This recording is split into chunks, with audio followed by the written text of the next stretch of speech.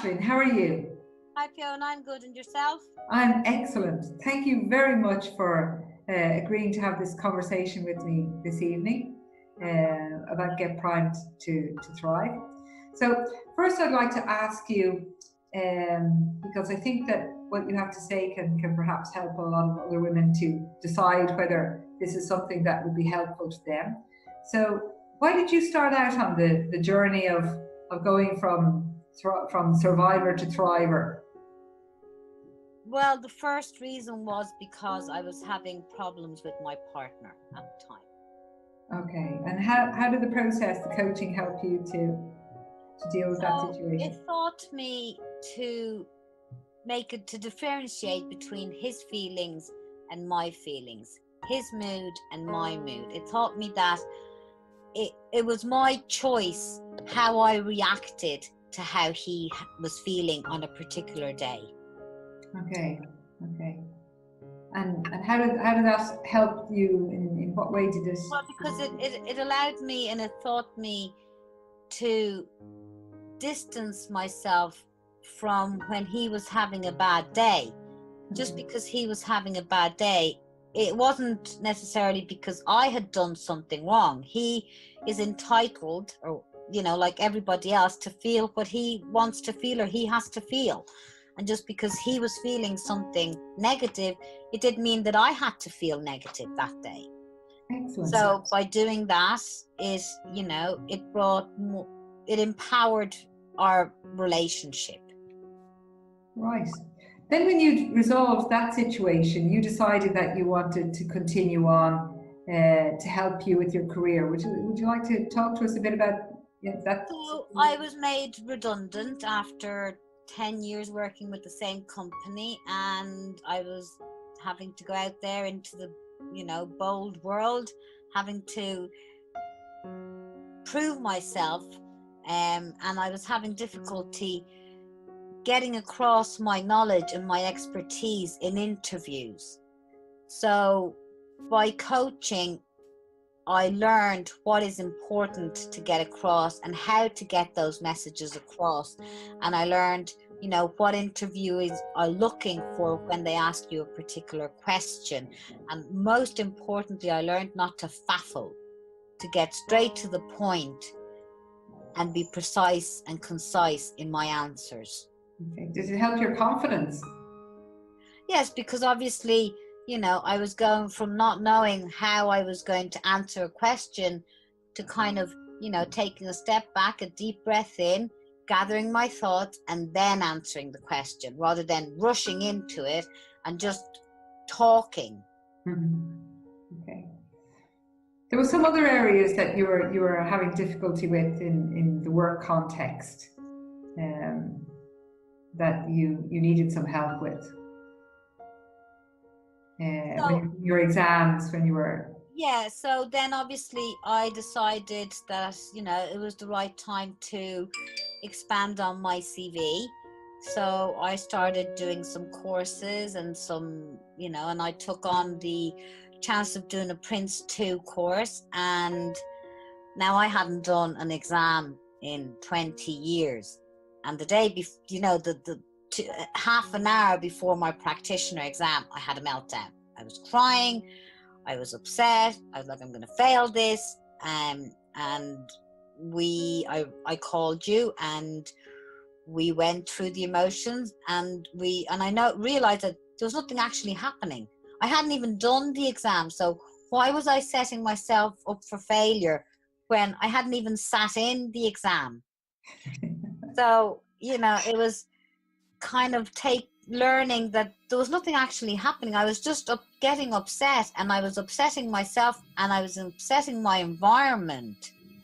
And, so once I managed to get everything under control, and I envisioned that I was passing my exam and I had done excellently, and I had that vision in my head and I was at peace, I went into my exam and I passed my exam.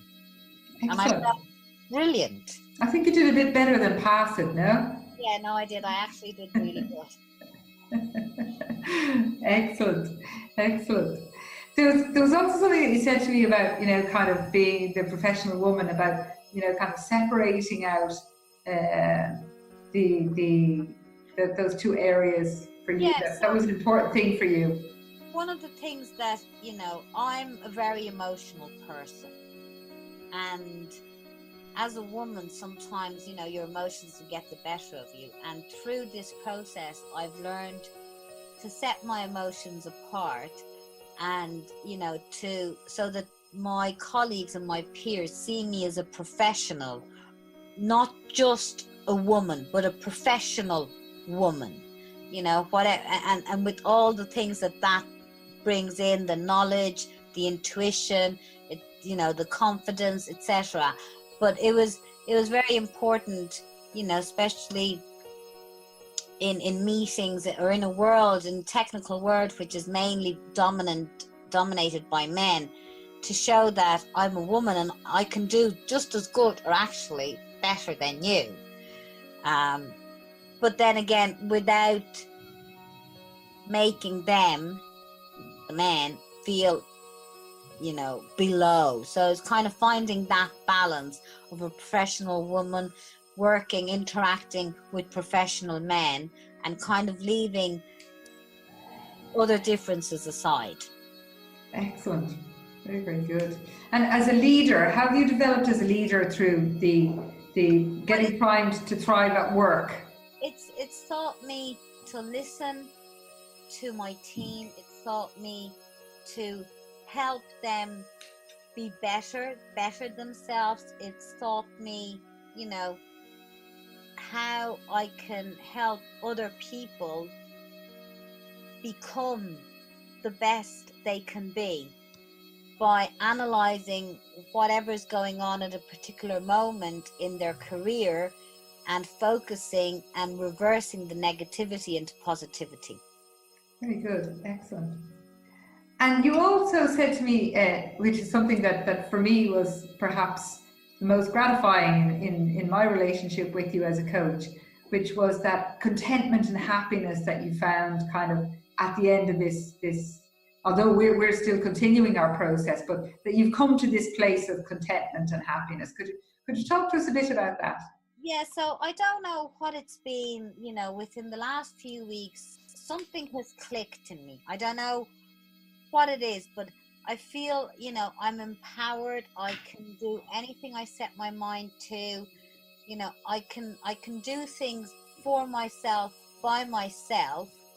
And actually, like, I train very hard, as you know, and I go to the gym 7 days a week.